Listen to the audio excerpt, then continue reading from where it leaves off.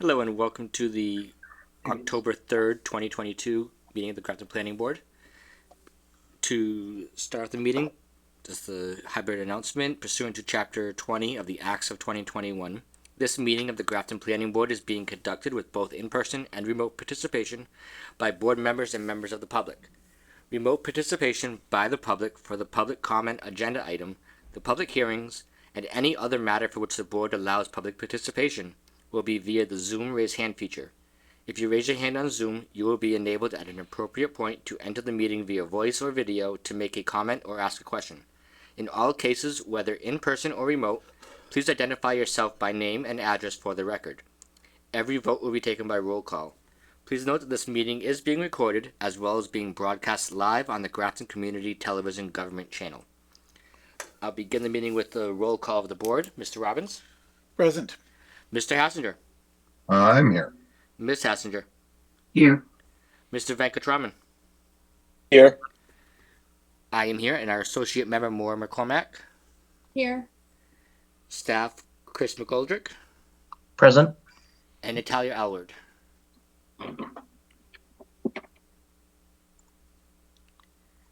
I saw her on mute. I'm assuming she tried to say she's here, but I think we're good. Yes. All right, our first agenda item, as always, is public input. If any members of the public is on the Zoom, this is no one in person, that has something they want to mention to the board that's not on the agenda otherwise, now would be the time to raise your hand and do so. Yeah. I'm not sure whether we want to do this now or under correspondence, but there's a letter that came into our correspondence file relative to something that we've touched on the last couple of meetings. Yeah, I would prefer to just grab that in correspondence at this point, Bob. Okay. But I'm seeing no hands. Nope, no hands raised on Zoom. If there are any hands raised in the meeting room, they are invisible. Yes. All right, so our first agenda item is Grafton Land Trust Trail and Drainage, the Silverado Estates. This is continuing from our last meeting. We did have some direction to staff to allow us to take action today if we needed, as well as to get some further information on the status of this. I don't see anything new in our meeting materials. So where do we stand, Chris? So I do have a brief update on this. The board did discuss at the last meeting that they wanted to see, in addition to keeping this as an action item, they wanted to see a letter to the applicants, encouraging them to work together. I have been working on that, but I have not gotten that letter to a point that I felt comfortable kind of putting it as a public meeting item yet. Essentially, I want to make sure that I'm correctly summarizing. The board has discussed about 3 meetings now, and I want to make sure I'm capturing that discussion in the letter accurately, as well as the board's encouragement. I think the discussion, the applicants were there for that, so I think they understand that direction of the board. But I will for the next meeting have a letter more formalized. And I may, with the board's direction, I'd like to also just run the draft by town council prior to giving it to the board if they find that that's pertinent. That makes absolute sense. Yep. Thank you. Yep. I also did reach out to Graves. They were intending to go to the site this weekend if there was enough rain to inspect the operation of the drainage structures. Unfortunately, this weekend they didn't find that there was enough rain really to go out to the site and to warrant a visit. But they will be looking to, in the next couple of weeks, to go out there with the next rain event and to prioritize that. So I'm hoping to have more of an update from Graves on that. I'm also going to schedule a phone call with them early next week. I was not in the office today to get their phone call today for an update. I did also, at the direction of the board, go through the conditions of the decision to look at what are the most pertinent for the board to consider in terms of if we wanted to take more action on this item. And I'll just share the screen if that's okay. Absolutely. 1 second. If I can find. Hopefully that's the right one. So this is the decision as recorded, and I find the conditions to be met during the construction. I think the most pertinent for the board to keep an eye on, and that gives us the most power, is this condition D7, which the town reserves the right to require reasonable additional construction techniques for either on-site or off-site work in response to actual field conditions, effects of construction methods, and as the situation warrants. This may include, without limitation, earthwork, purchase and installation of materials, infrastructure, etc., and lot drainage issues. So I think this clearly gives the board discretion to require the developer to do additional work if needed.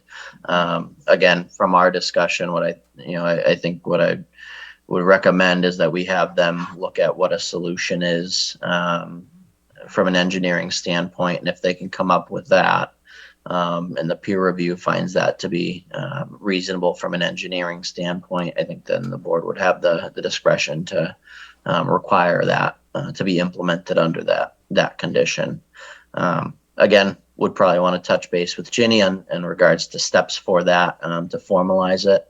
But I think that's the condition that we may be able to hang our hat on for implementing additional steps if needed. So, Well, I don't see any may. It's about yeah. as strong as I seem to remember wanting to have a strong condition. Right. I wasn't completely comfortable with how that was going to get resolved. Mhm. And I can't think of a whole lot more. Yeah. And that I think fits with the 81W powers pretty well. But I was hoping to actually be able to do something next time. I'd really like a lot of that to move along. Have we heard any additional update on how the conversation has been going between the Grafton Land Trust and the developers on this project? I have not. My gut tells me that the week has not been enough time for them to have meaningful discussions. But certainly I'll be reaching out with them next week to see what the steps on their end have been. And again, we can have that letter to encourage additional participation amongst them to resolve it as well for our next meeting. On that particular point, Chris, Rob Aberg kind of looped me in on a conversation. He was asking me whether I thought he should come to the meeting tonight, but included in that was an email that was sent to you by Mr. Attorney Sawerda on Friday. Okay. I was off on Friday, so I apologize for not So seeing if that. you haven't had a chance to see that yet, I am in a position to briefly summarize. Basically, Attorney Sawerda indicated that they have had a productive conversation with Attorney Knappich, and they've been working with Norm Hill, the land trust engineer, and it sounds like they're making progress towards something that may end up being agreeable between the two parties. Okay. So they weren't able to get anything together in time to present to the board at the meeting tonight, which is probably one reason why none of them are here. But anyway, I had advised Rob that based on that, it sounds like they are making progress, and at our next meeting, it seems like they will have something to present to us. Presumably, between now and then, Chris, they will continue to communicate with you in preparation for our next meeting. Excellent. Thank you. It would have been helpful to have had a chance to see that letter. Yeah, I was off on Friday and Monday, so I was unable to. But is it your job to put the letter up? Well, okay. It depends on how it was addressed, I guess. Yeah, the email was addressed specifically to Chris, and to Chris and to the other parties. It was not addressed to the board as a whole. Okay. And yeah, I imagine if Chris had been on the job Friday and or today, he would be updated, would have presumably been able to present that to the board as appropriate. But yeah, I didn't follow up on that because I was copied as a sort of a side part of the conversation. Yeah, I'd really like whatever they're gonna be coming with to be available to us by the weekend before the meeting or even earlier. But I don't want to have engineering stuff thrown up on the share my screen as a starting point, if at all possible. Understood, and I'll communicate that to them as well. Yes, the impression I got from Attorney Sawerda's email was that they're not very far away from having something together and sufficiently vetted on their part to bring back to us in plenty of time for the 24th. And I'll say just as well that I'm guessing the 24th ends up being the perfect time for them to come back, but should there be a requirement for the board to take action on whatever change in some way that they will propose, and if the timeline works out that it's better to be sooner than the 24th just because of maybe a rain event, maybe they can actually start work on avoiding further degradation to the trails. So I'm perfectly happy to entertain a special meeting that we can try to schedule with the board. We could even contemplate, should the timing work out that way, contemplate meeting as a board shortly before town meeting on the Absolutely. 17th. Leave that option open. Yep. We have on occasion, not very often, but we have on occasion met as a board on town meeting night to deal with business that does not otherwise relate to town meeting. So yeah, if Sure, that's a possibility. that works out and timing is great, then we can. I'm as chair, I'm willing to entertain it as long as we can get a quorum, basically. I guess Chris can pass that on to them in terms of timing. Yep. And actually, I suppose figuring out how important it is, how much benefit would be gained by having a special meeting. It's too late this fall and already, or then that's a different story. The rain events should be decreasing fairly soon now. Yes. We can hope. Well, we were hoping to have a rain event of any sort a month ago, weren't we? And now we're complaining because we have too much. We get rain events, just not when we want them. Well, we have what, monsoon season, like Yeah. India. Hurricane season All right. is not necessarily over. All right. Anything more on this item from the board or staff? Looks like no. Our next agenda item is the general bylaw update request for feedback from the bylaw study committee. This is also continued from last week. We have the draft response letter from staff that I presume everyone's reviewed.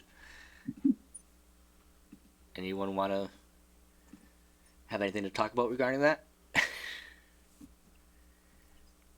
Didn't we talk about a couple things that wanted to be added in? Yeah, I believe you had emailed a couple edits last week. Let me look up.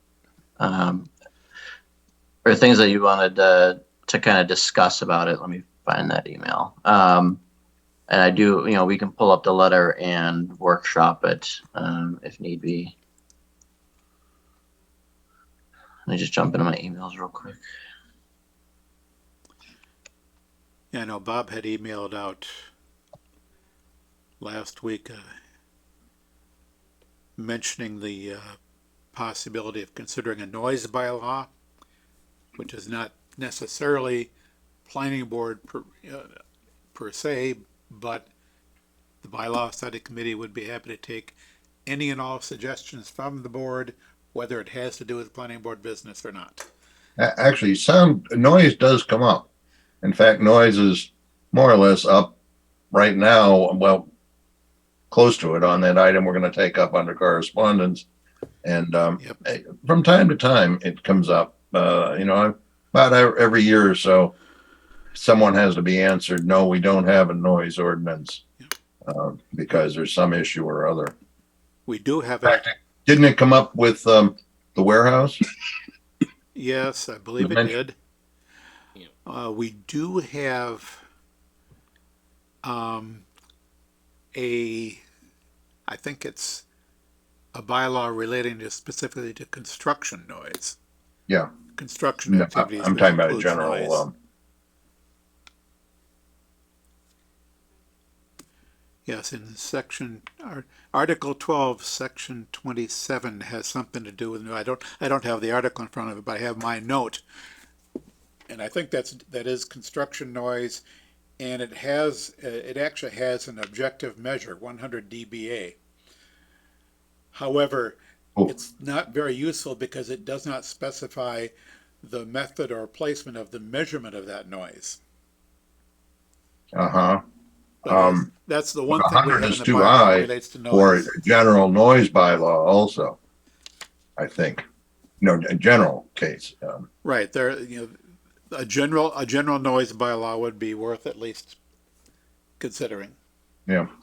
I'm thinking 85 dB. There are some standards. The state has something, Yeah, and it includes how to measure, at least, at the boundary of the property, blah, blah, blah, whatever.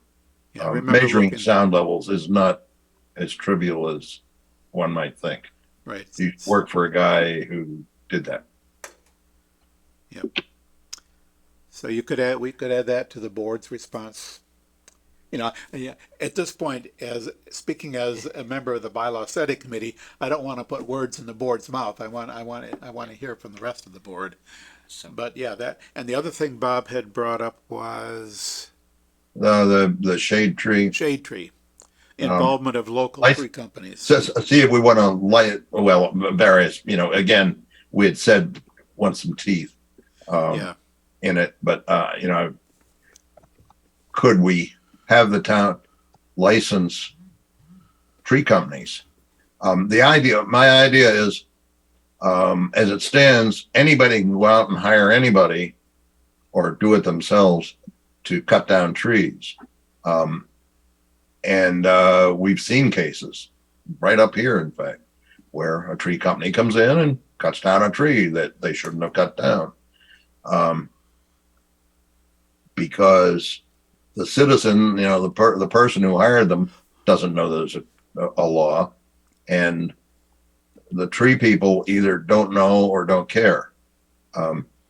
If we license tree services, then you have a small target to interact with, and they'll all know, and they'll know that they have something to lose if it's drafted the right way, and they'll notice whether they're being asked to cut on a scenic road, and whether, and therefore they need a permit. Sometimes it does get taken care of because the building inspector, the zoning officer, tells them,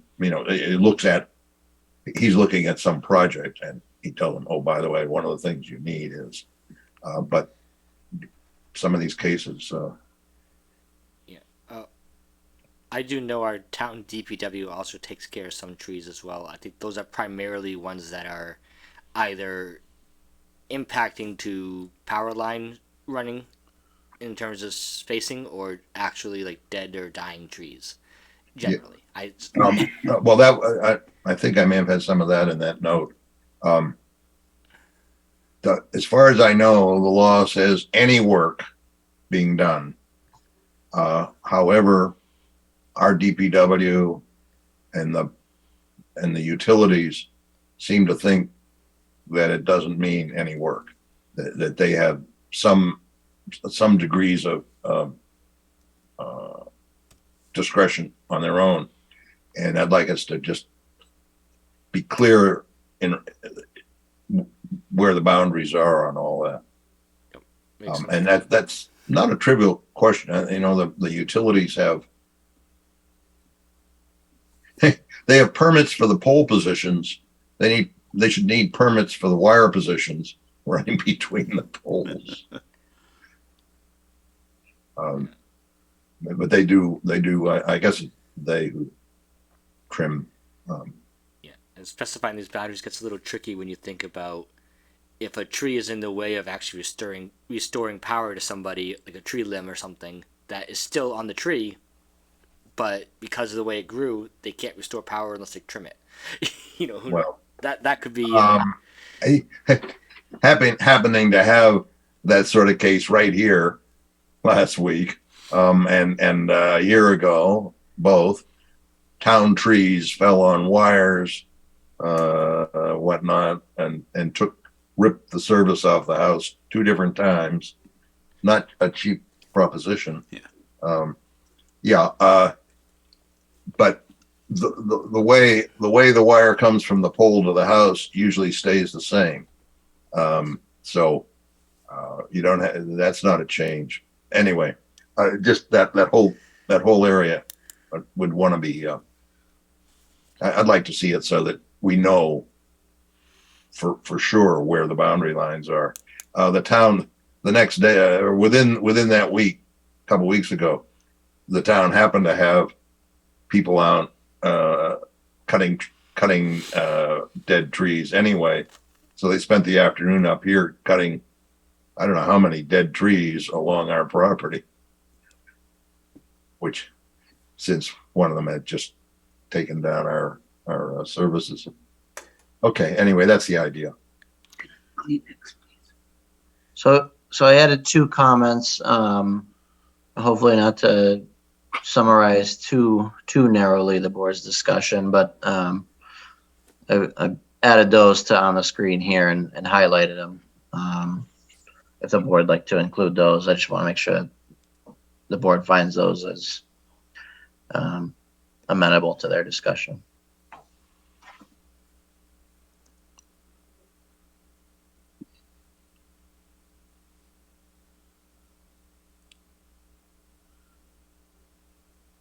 I think that. Or have the bylaw clearer, not just Okay. not just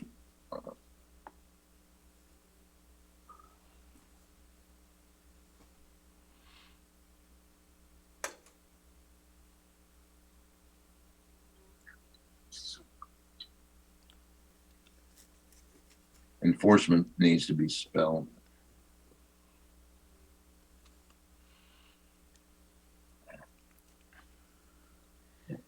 What happened to licensing tree cutters? Yeah, that's very closely related to the highlighted item 5 here, but should be, As maybe a separate comment. maybe a separate comment.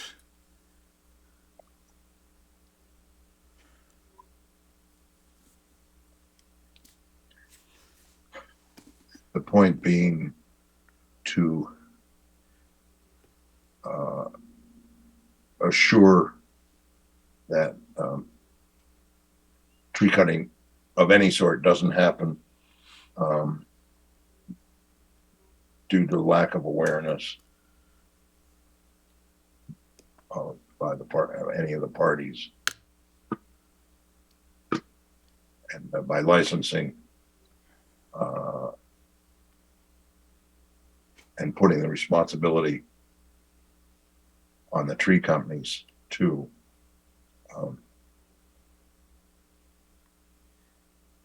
We can improve that situation.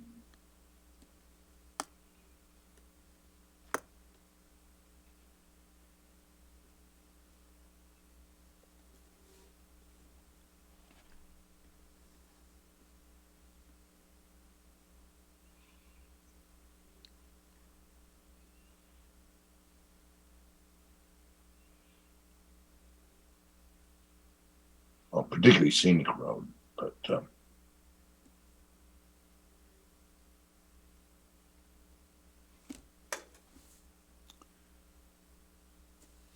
So do we want to move that to the scenic road rather than the Oh, shade tree? you're under, shade tree,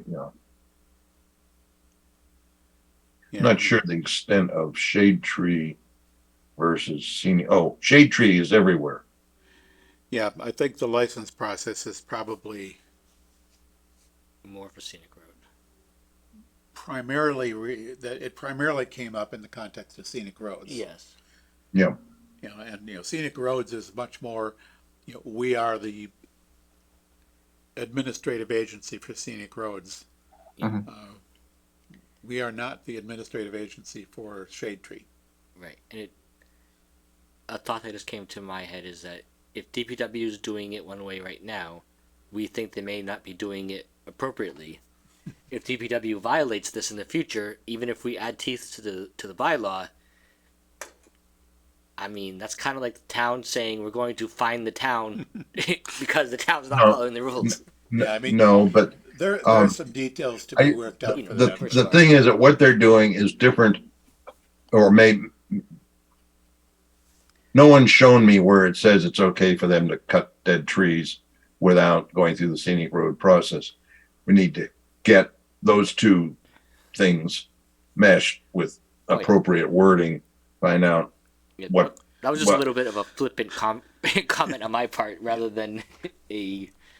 We need to get the clarification in there. Yeah, and I think there are some opportunities there to sort of look at the scenic road bylaw and the shade tree bylaw together.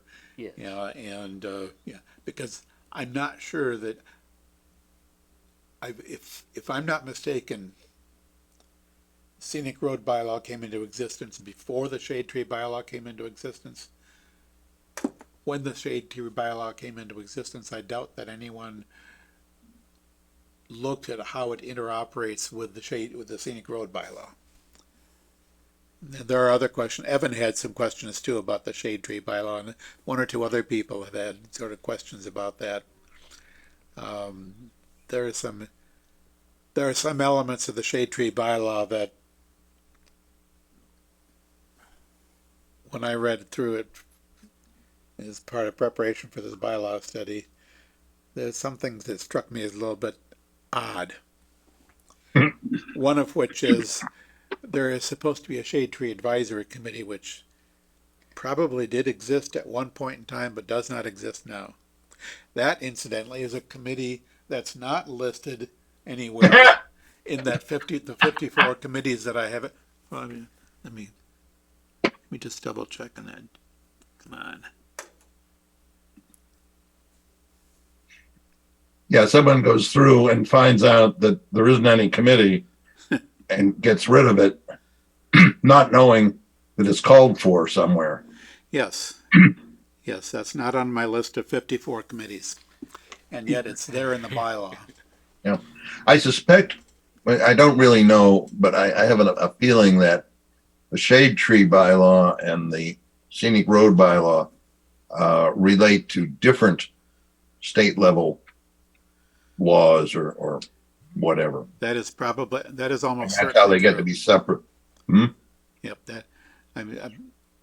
although I couldn't quote you the laws, I do believe I remember that those two do relate to two completely separate state laws. And that's got something to do with how they didn't get coordinated. Yep. So, yes, that's kind of on our radar as a committee to work on. Okay.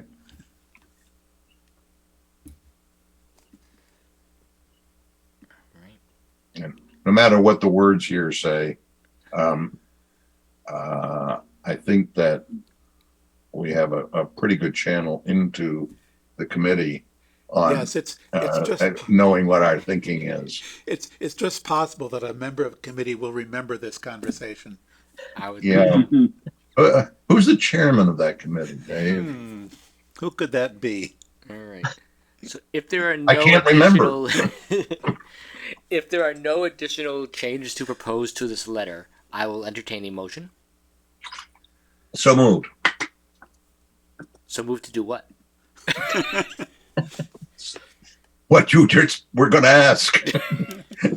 Let's send the letter. So yes, I take Bob's motion as taking this draft as currently drafted through the conversation in the meeting and sending it off to the bylaw study committee.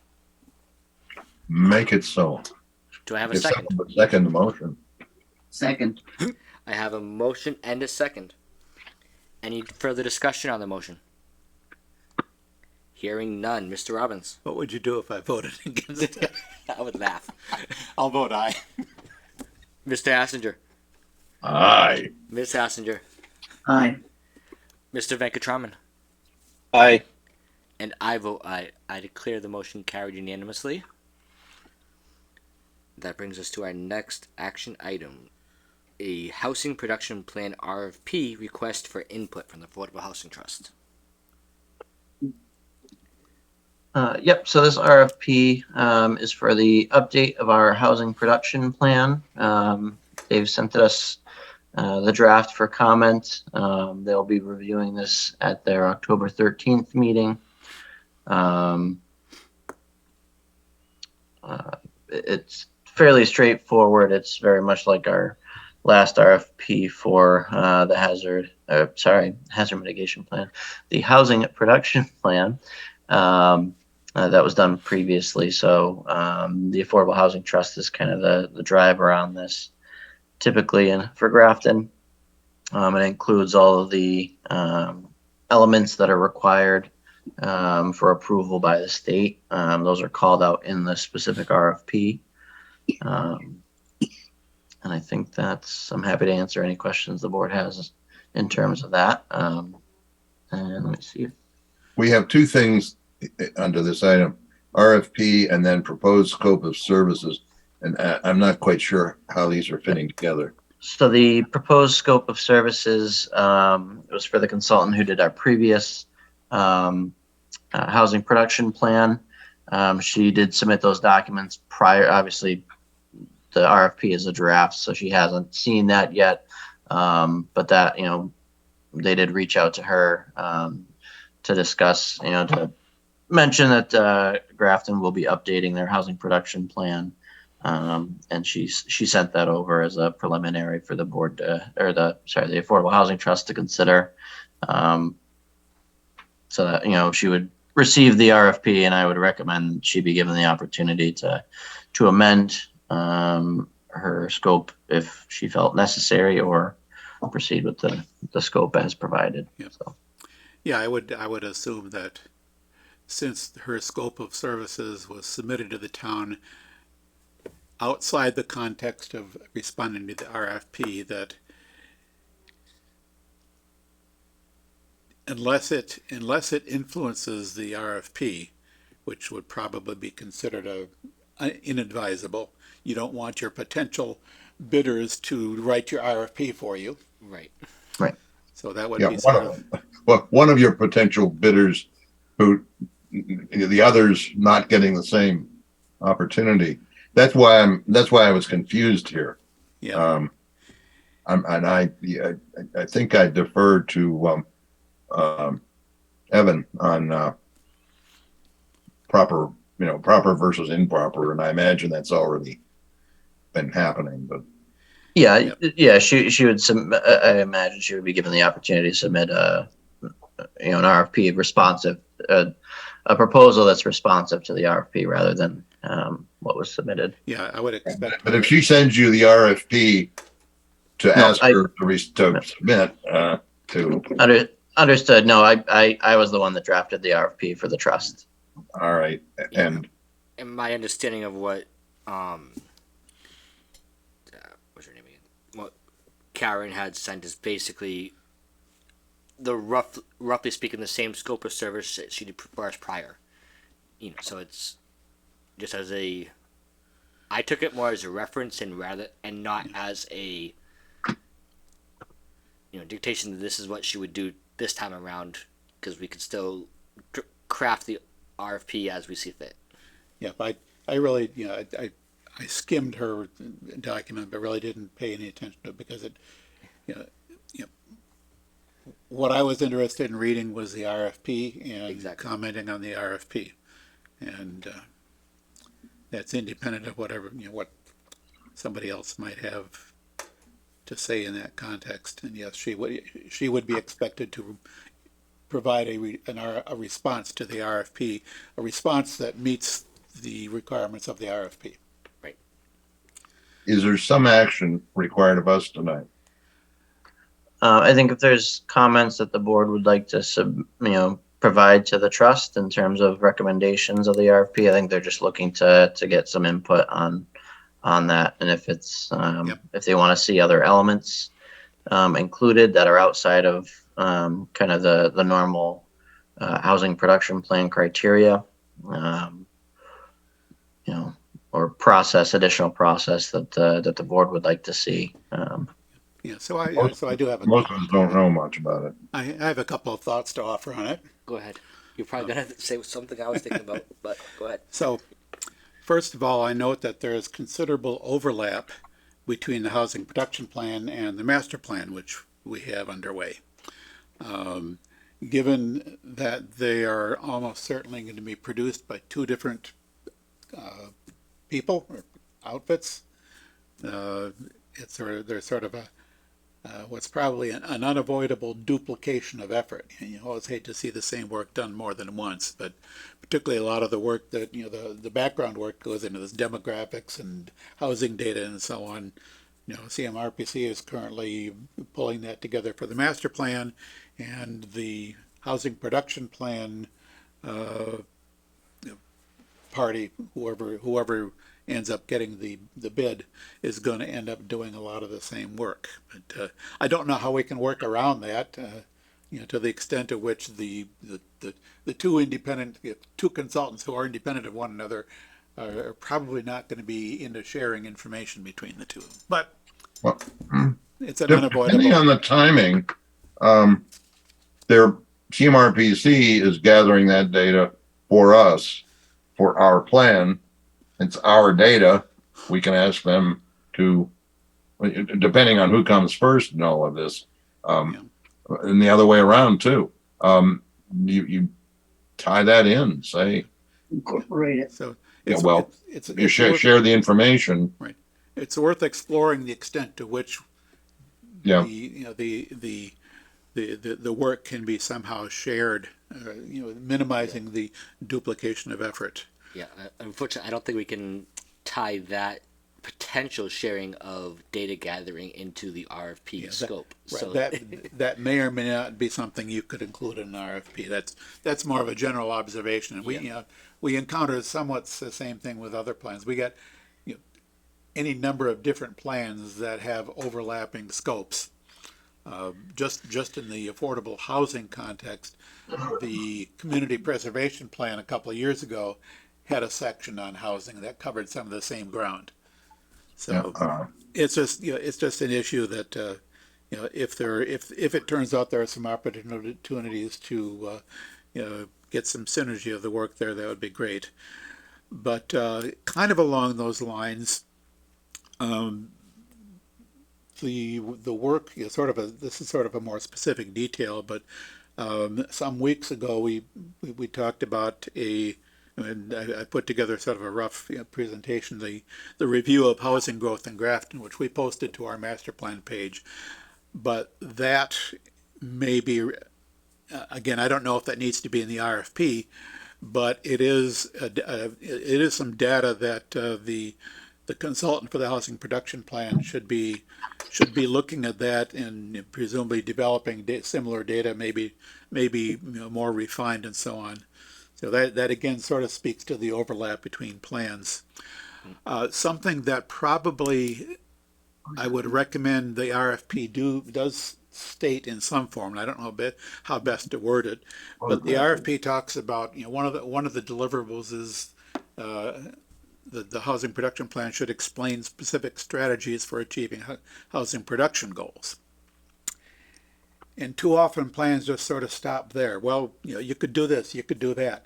I would like to see the housing production plan take that to the point where it assigns responsibilities for various actions that are needed to implement those strategies, assigns them to particular agencies, to one agency acting as lead. This is sort of what we ended up doing a little bit more after the fact than I would have, than my hindsight tells me we should have for the open space plan. But you want to see, you're gonna recommend, a housing production plan is likely to recommend some, potentially some zoning strategies, some other policy strategies. It should carry that to the point of saying, the planning board is gonna do this by such and such a date. And if you're gonna assign responsibility for an agency, you need that agency to buy into it. Right. The housing trust is not gonna simply dictate to this board, you're gonna do this. It's gonna be more of a, I think it should be more of a collaborative effort. But the key element there is to assign responsibilities, and it's sort of a form of accountability, but for the various agencies in town to take responsibility, make a commitment. Yeah, we're going to do this. We're going to do that, and not just put it out there as this should be done, that should be done. Because when you say this should be done, it never gets done. When you say this board is going to do this, there's at least a chance it'll get done. Who's gonna chase after it and see to it that it's getting done, Well, and bug the assignee, because we move on to other things, don't we? Yes, there are no really good mechanisms to hold people accountable for results there. Yeah. Voting. In any case, But I we wonder can if the RFP, I don't know what it looks like that much. I wouldn't be able to judge. I think I looked at it and it was, but at least speak to the fact that we have these overlapping sources, the work going on currently, and and say something like, any way to save money is good. At least as a start, and they can see what they can do about proposing. Am I right that CMRPC doesn't do housing production plans in-house? It seems to me like maybe they will contract out to a third party when some of that comes by. Yeah, I'm not sure if it's contracted out or if they do it in-house. What I will say is I've struggled to find a plan or a task that CMRPC won't take on. They've grown in capabilities quite a bit since when I started. Which is a good thing. And I think that could be a possibility. Yeah. And mentioning it in the RFP in any case is good, but it gives them a boost. Well, it makes a possibility there. Yeah, no, they're doing a lot of things. I hear every month at the executive committee meeting, we get reports from the department heads, and you're kind of dizzy after you've heard 37, I think literally 37 projects. I remember when we had one or two going on in community development, and one, we're taking care of the bus company over in transportation. Mm-hmm. Yep. And I have one nitpicky comment on the housing production plan. It asks for an electronic copy to be delivered on USB. USB is a communications protocol. Well, now is that USB 1 or 2 or 3 or 3A or which version of USB do you want it on? No, I think although it's probably kind of understood what that's intended to mean, it's probably would be better to specify the deliverables in electronic format without specifying what media it's to be on. electronic media satisfactory to us. Yeah, I dare say it would not be helpful to us if the electronic copy was delivered to us on a fast-random drum. No, paper tape is probably not really the way to go either. No. What about 5.5 inch? Floppies. Well, no, the three and a half floppies 8-inch uh, floppies, please. are. Anyway, What is it? I'm going to steer us back to my But one comment. what about a DVD? But I the just one, looked and my computer cannot take a disc anymore, so I'm sure we would find the capabilities, but Yeah, well, but if you don't necessarily say it and you say satisfactory, yep, it might be they send it over on the internet. yep. Dropbox, yep. Yep. yeah, And my one comment on this is, it would be nice if we were able to include anything directly relating to the MBTA zoning going on. I don't Okay.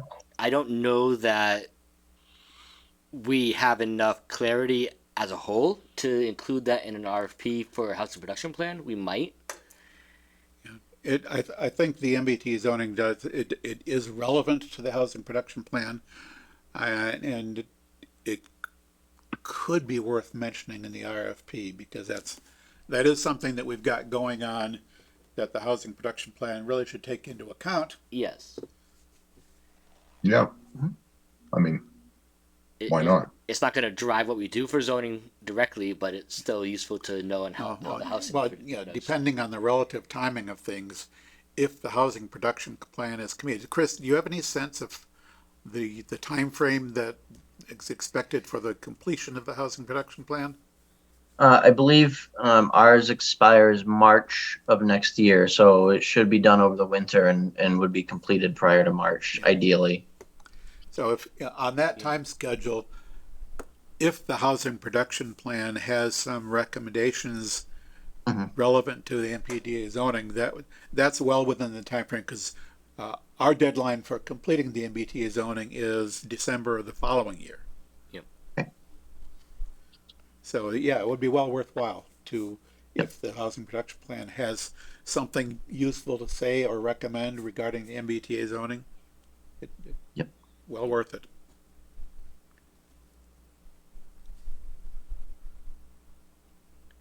Is there anything else from the board on this? Does staff want any formal action of the board, or just our conversation good enough? I'll be there for the October 13th meeting, and I'm happy to share the discussed items with the trust that night. Obviously, if you wanted a formal letter, I'd be happy to prepare one and send it off. I don't think we'd have time to have the board review it prior to that meeting, but Yeah, I can also do that. I imagine passing along the thoughts is sufficient. I hope to be able to attend that trust meeting as well. I have another meeting scheduled for that night, but it's not a complete overlap because the trust doesn't start the meetings till 7:45 and my meeting starts at 7. And I'm also confident that the trust members will be reviewing this meeting as well to see what the board discussed. But Gluttons for punishment. All right. we call them volunteers. Uh, Hearing nothing more on this item, our next item is a discussion item for MBTA zoning. Do we have anything new to talk about tonight regarding that? So I did attend the webinar. Dave, I believe you were on that as well. Yep. That topic was looking at infrastructure, stormwater, as well as water and sewer connections. They talked about some of the new technologies for nitrogen loading in terms of septic systems. Hard to make those topics really interesting. To be honest, I kind of struggled to find much in the way of discussion that really struck to the heart of issues for Grafton. Dave, I don't know if you felt differently, but Yeah, I mean, much of the discussion, much of that webinar was all around Title V. A lot of the implications of Title V, the limits that are imposed or the constraints imposed by Title V, related to the MBTA zoning, in a sense, it's sort of only marginally relevant because the guidelines for the MBTA zone say that when we define, when we lay out our zone, we don't actually have to take into account wetlands or Title V constraints in planning out the zone.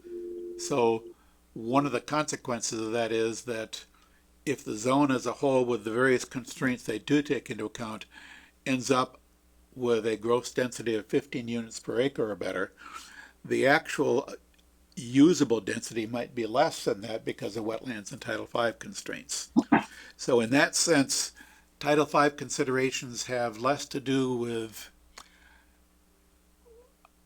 helping us to decide where and how to define our MBTA zone than it has to do with how much of our MBTA zone can practically be developed.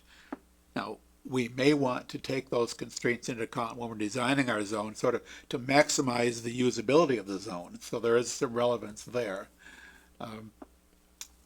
It does, sort of, one of the more notable aspects of the Title V constraints are in terms of multifamily housing. The limit on the number of units that can be served by a single septic system is roughly 90 bedrooms, and depending on your mix of units, it might translate to around 50 units of multifamily housing on one septic system. So, for example, a building about the size of one of the two buildings at Afonso Village would be about the limit for the size of a multifamily building that can be served by a single septic system. You get larger than that, you go to they talked a little bit about this, the package treatment plant, which is much more expensive. It's much more involved. It's not a simple septic system. And that starts to be economical at, what they said, 300 to 400 bedrooms, which is maybe a couple hundred units or better. So there's kind of a gap in unit sizes that comes into play when you're thinking about an MBTA zone that sits in a district that's not currently served by town water and sewer. The other point, they didn't really spend a lot of time talking about existing water and wastewater infrastructure, except to point out that the MBTA zoning does not require us to commit to expanding our infrastructure. So we can put a zone in place in a place that would ordinarily, would today require septic systems that might someday be expanded, but we don't have to, adopting our MBTA zoning does not obligate us to expand our infrastructure in any way. It's just a consideration that we can think about, but sort of one of the points raised in I think the Q&A in this session was, well, suppose our infrastructure is somewhere near its limit, and somebody wants to build a good-sized multifamily development, and our infrastructure has to be expanded to accommodate that. How much can we ask them to pay the cost of expansion? And sort of the rough answer was, and it's not precise, but the rough answer was, well, you could probably expect them to pay their fair share, for the added capacity that they need. But if you're adding, you're very likely you're adding capacity beyond that, and then that's maybe more on the town or possibly on other developers. But that's more of a future consideration. It doesn't need to affect our decisions about where to locate our zone. Because we, as I said, we're not obligated to expand our infrastructure to accommodate that. Not to do that on our own at any rate. We're not required to design our zone taking into account all the Title V constraints, although it's probably a good idea to think about it. And they gave maybe almost no consideration at all to water infrastructure. It was all about septic. It was almost all about sewer and septic, mostly septic. That's usually where the backups, Yeah. pun intended, are. Well, water does have to come from somewhere, Yeah. and you're not going to have on-site wells, I don't think, unless they happen to build in a aquifer protection zone with aquifer we haven't tapped yet. I am curious, Dave, about a certain number for a single septic system, but couldn't you have more than one septic system on a site, on a property? Yeah, I think there may be some Title V rules around that. What they said was a single septic system can handle no more than 10,000 gallons per day as a design capacity. Unless, but there's an additional constraint if you are within a nitrogen sensitive area, which in Grafton would be the zone 2 areas for our wells. You're limited to 440 gallons per day per acre in discharge. So that's not an overall limit. It's sort of a relative limit, depending on how many acres your site occupies. So there's some, I guess it tends to be more on a case by case basis. It's hard to generalize. Yeah. And yeah, if you had, there probably are some rules regarding, I think they say something like a facility, which would sort of maybe roughly be defined as a building, must be served by a single septic. But if you had two separate buildings, you probably could have two separate septics. Yeah.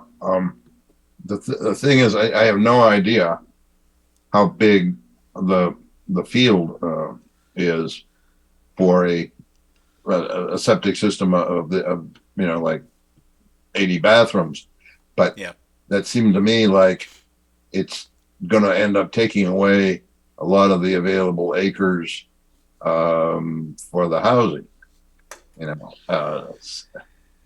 I don't know. I'd be interested in seeing the math there. Yeah, just But in any case, at no point could someone looking to develop in this zoning force the town to spend money on sewer. Chris is saying, I think he's saying, yes, that's true. Yeah, I think that was kind of the, to Dave's comment that the zoning doesn't require, the MBTA zoning doesn't require us to zone for septic or, I think that would be something if the capacity was needed. I think it would open a discussion with the board in terms of what the contribution from the developer to extend that infrastructure would be. I heard that, but Yeah. If we don't want to expand, we don't want to spend money on expanding. I'm not quite sure where we are now. I think we have adequate capacity at this point. No one's talked recently about expanding. So I wouldn't want to see taxes paying for more capacity just because these people want to take advantage of the MBTA zoning. Yeah, no, right. Nothing I heard suggests that they can force the town to expand infrastructure. Apparently, there are places where there's an expectation that if you develop, the community has to provide the services. I hear that in discussions in other parts of the country. But I don't think I've seen that here particularly. Yeah, I believe that's a cost that can be shifted to the developer in Massachusetts, but I'll make a note to take another look at that.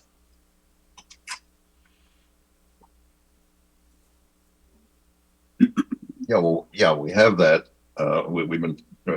We have a developer talking about that he'd have to spend a lot of money to extend the sewer to his location.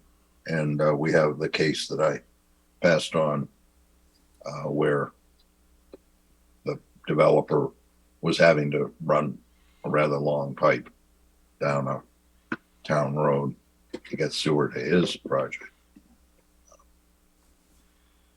Okay, well, All right.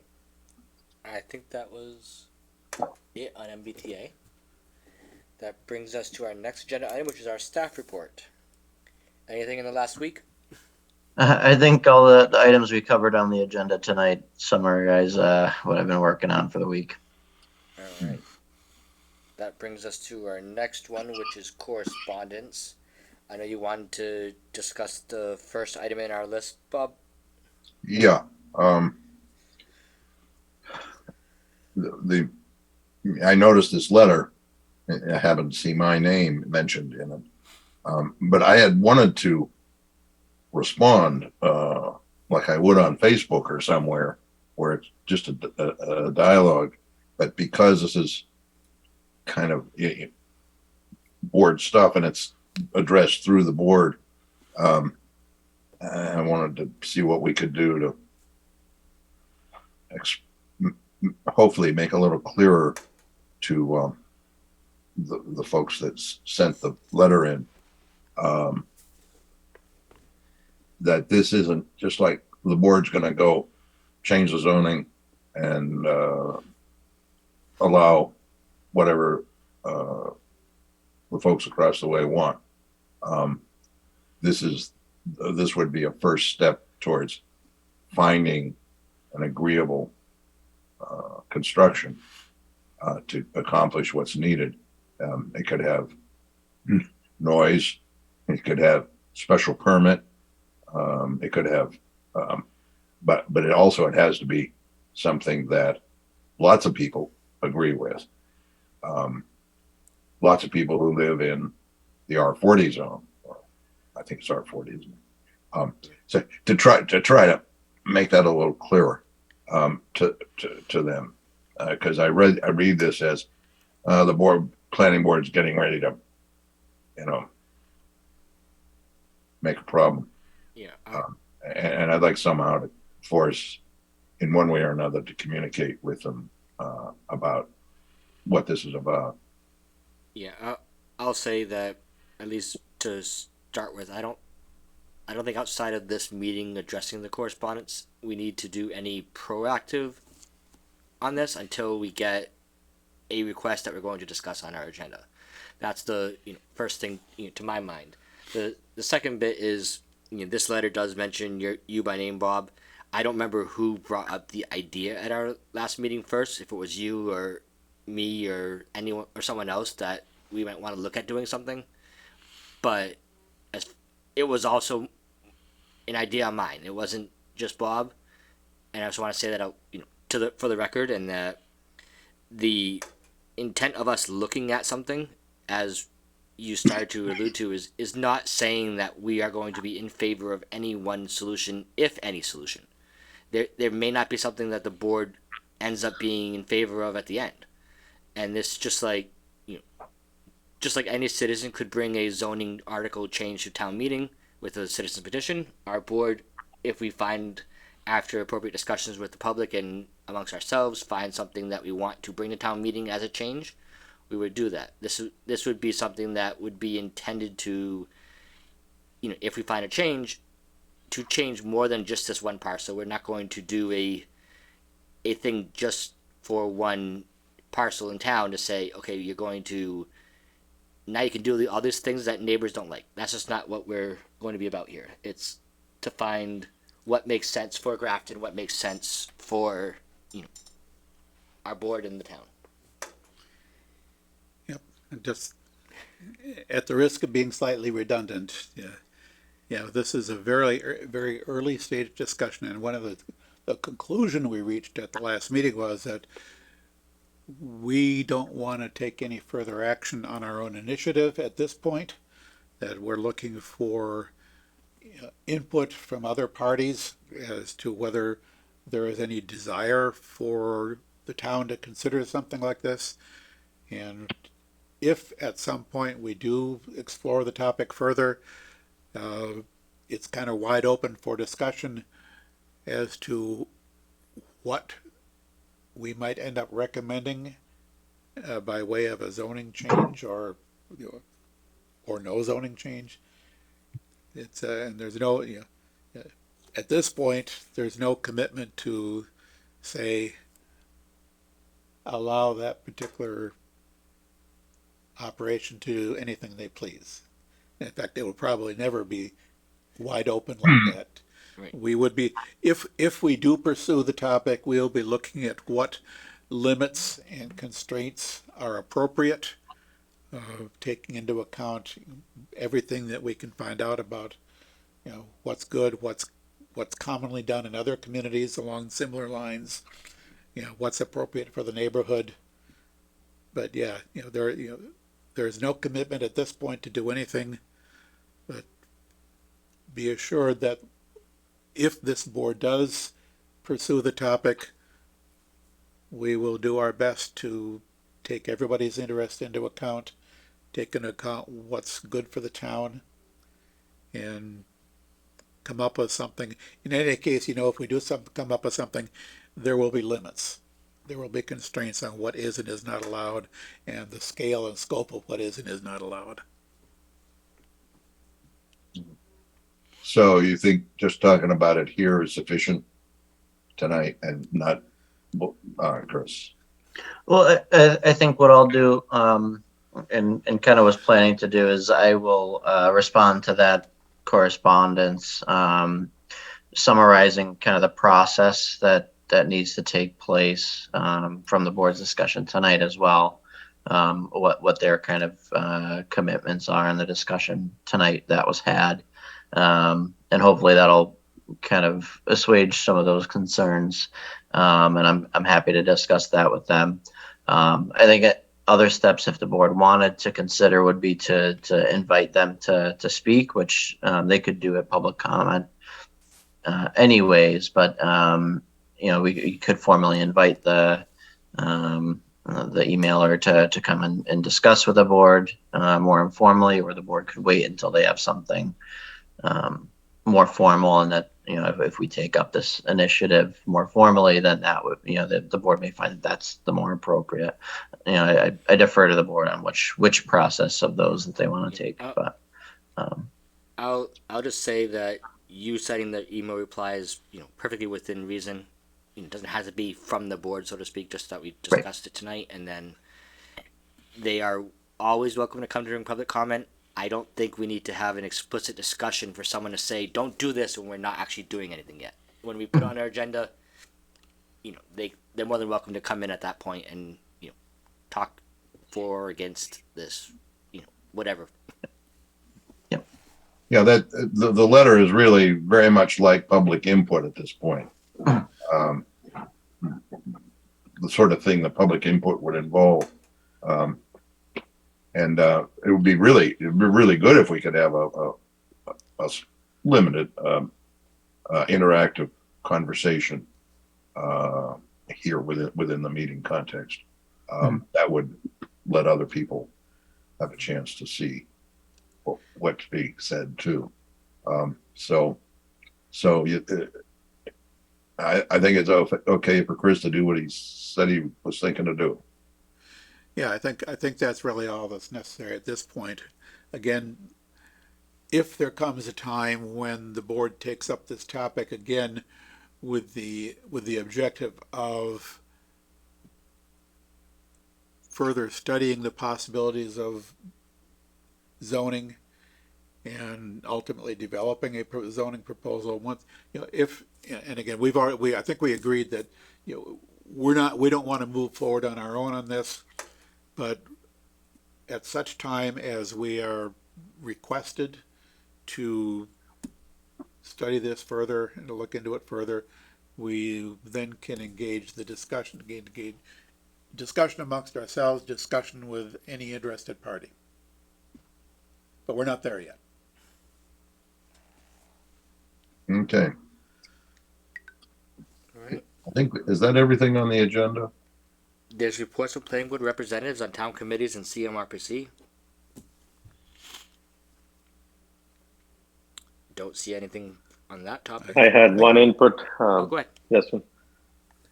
Go ahead, Prabhu. So I was able to make it to the EDC meeting earlier this week. That was my first meeting. So it was a good introduction, and then I keep this team posted as I learn more. What could be the point of interaction, integration, whatnot. That's all I had. Thank you. Any other items which may lawfully come before the board? I move we adjourn. Second. I have a motion and a second to adjourn. It is not debatable. Mr. Robbins, Aye. Mr. Hassinger, Aye. Ms. Hassinger, Aye. Mr. Venkatraman, Hi. and I vote aye. We are adjourned. Thank you, Evan.